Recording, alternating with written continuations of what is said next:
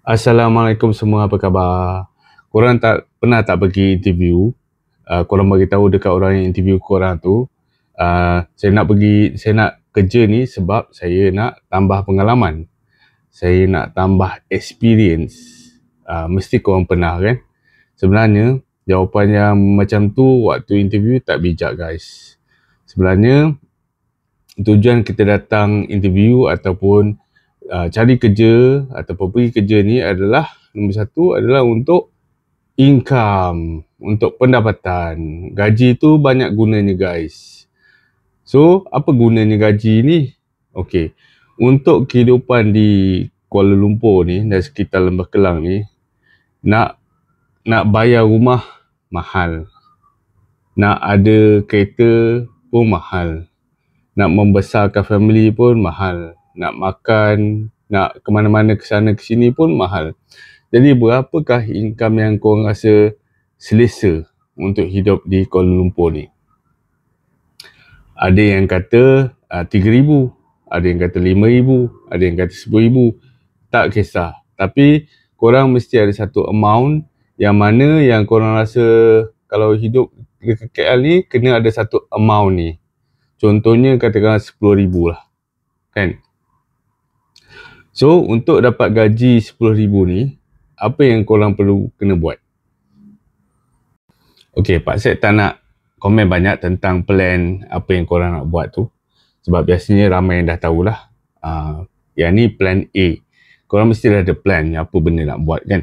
Tapi yang tu Pak Sek tak nak komen lebih. Apa yang Pak Sek nak share adalah tentang plan B. Apakah dia plan B? Plan B adalah plan business. Plan business. Plan business ni apa? Korang buat satu perniagaan ataupun usahawan untuk mendapatkan ganjaran ataupun income. Jadi, bila korang nak buat business ni, ada beberapa perkara yang korang kena fikir. Yang pertama sekali, apakah produk ataupun servis yang korang nak tawarkan kepada customer? Yang kedua, siapakah korang punya potential market? Maksudnya korang nak jual produk atau servis tu kat siapa?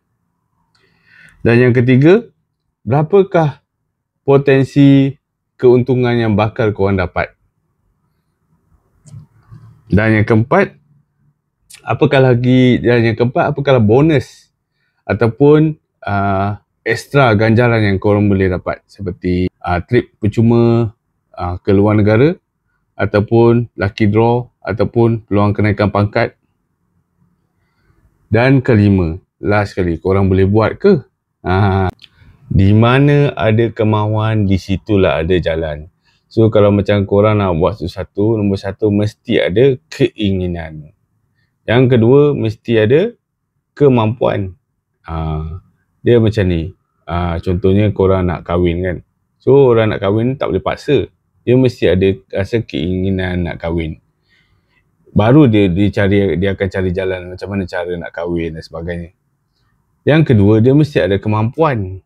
Kemampuan maksudnya dia dah ada income yang stabil, dia dah buat persiapan daripada fizikal, mental dan batin.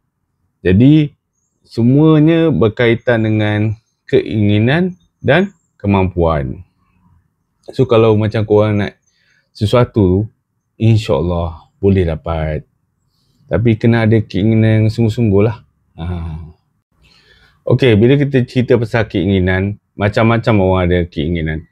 Ada orang bagi dia nak langsaikan hutang piutang. Itu adalah dia punya keinginan nombor satu dalam hidup dia. Ada orang dia nak jadi jutawan. Ada orang dia nak rumah besar. Ada orang dia nak kereta besar. Ada orang dia nak cari pasangan hidup. Ada orang dia nak ada anak. Ada orang dia nak ada bisnes. Ada orang nak berjaya dunia akhirat. Jadi macam-macam jenis keinginan yang biasa satu orang itu adalah. Dan macam Pak Sek suka balance life. Balance life tu maksudnya semuanya balance lah. Semuanya semua ada. Contoh nombor satu, kita mestilah nak kaya. Siapa yang tak nak kaya, betul tak? Duit bukan segala-galanya tapi semuanya perlukan duit. nak pergi mana-mana nak isi minyak kena pakai duit kan. Boleh tak pakai niat dah sampai, tak boleh.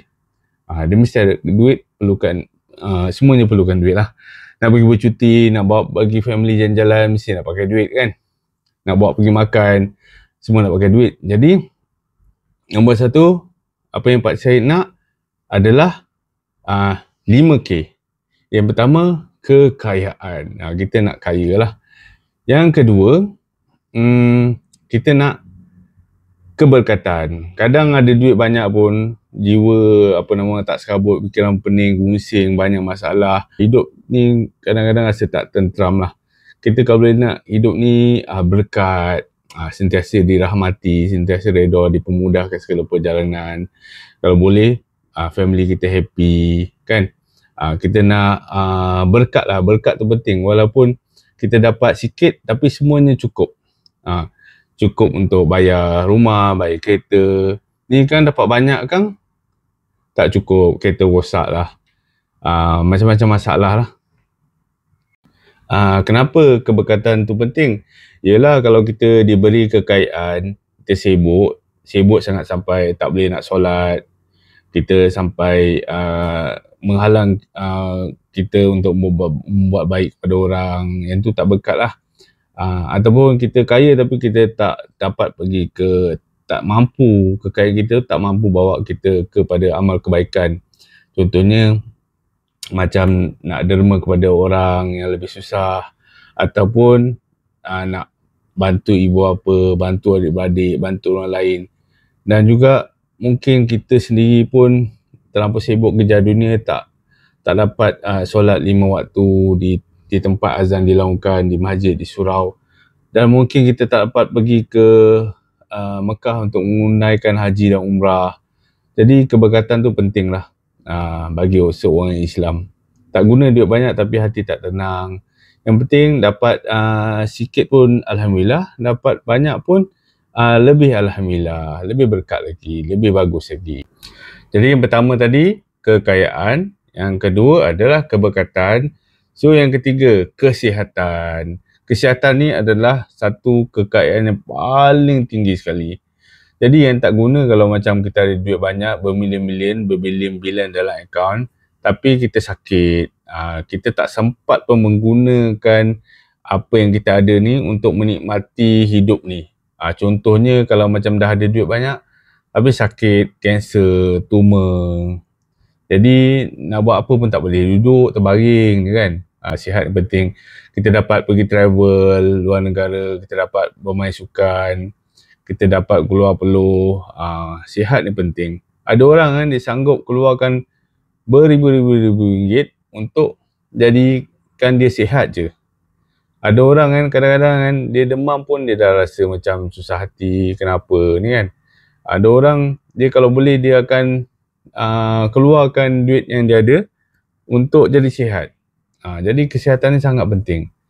Kita akan cuba buat apa saja. Kalau macam kita sakit, kita akan buat apa saja, sama ada pergi ubat, jumpa doktor untuk pulihkan penyakit kita. Orang putih kata health is the greatest wealth. Jadi K yang keempat apa dia? Kebahagiaan. Jadi kebahagiaan ni sangat penting. Walaupun kebahagiaan terletak dalam hati, tapi sekarang ni ramai orang rasa tak bahagia. Ramai orang ada sakit, dipanggil tu mental illness. Antara sakit yang agak kronik lah, terutama selepas COVID ni. Ramai orang yelah bila kena buang kerja ataupun tak cukup income, jadi itu menyebabkan dia orang rasa stres, dan mungkin stres tu menjadi terlampau kuat dan dia menjadi depressed, sangat tertekan. Mungkin ada ahli keluarga yang kata kau ni tak guna lah, tak nak sediakan rumah pun tak boleh kan, sediakan makanan pun tak boleh. Jadi ini menyebabkan satu orang tu jadi depressed. Dan mungkin lebih teruk lagi, dia risau apa yang akan berlaku akan datang. Yang benda yang kita tak tahu, esok macam mana, bulan ni macam mana, okey ke, boleh ke aku buat ni. dia jadi anxiety, takut nak berhadapan dengan orang, takut nak berhadapan dengan tekanan dan dugaan hidup yang banyak, terutama yang hidup di bandar ni. Jadi kalau boleh, buatlah satu benda yang korang rasa bahagia. Apa benda yang buatkan korang bahagia? Ada orang dia bahagia bila baca Quran, zikir.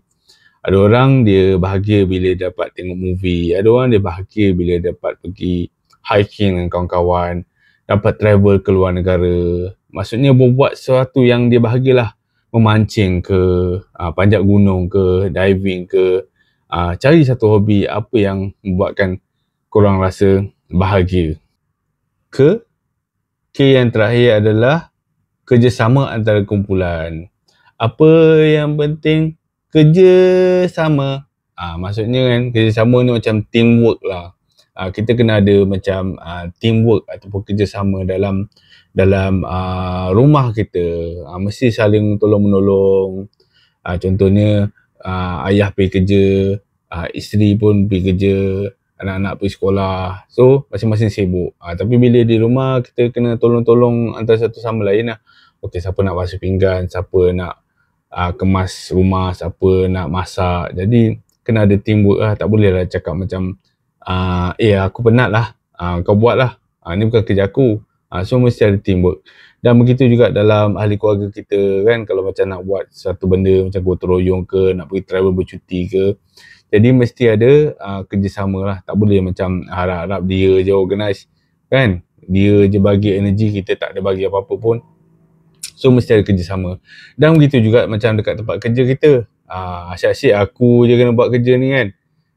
Kan best kalau macam semua bekerjasama antara satu sama lain. Yang lemah yang kuat membantu yang lemah kan, yang berilmu menunjuk ajar kepada mereka yang kurang berilmu. Jadi masing-masing contribute untuk jadikan satu tempat kerja tu ataupun rumah tu lebih menyeronokkan lagi. Bab kata Islam, dalam istilah Islam kata ukhwah lah, ikhwah silaturahim. Siapa yang jaga silaturahim, Allah Ta'ala akan bagi dia ganjaran murah rezeki.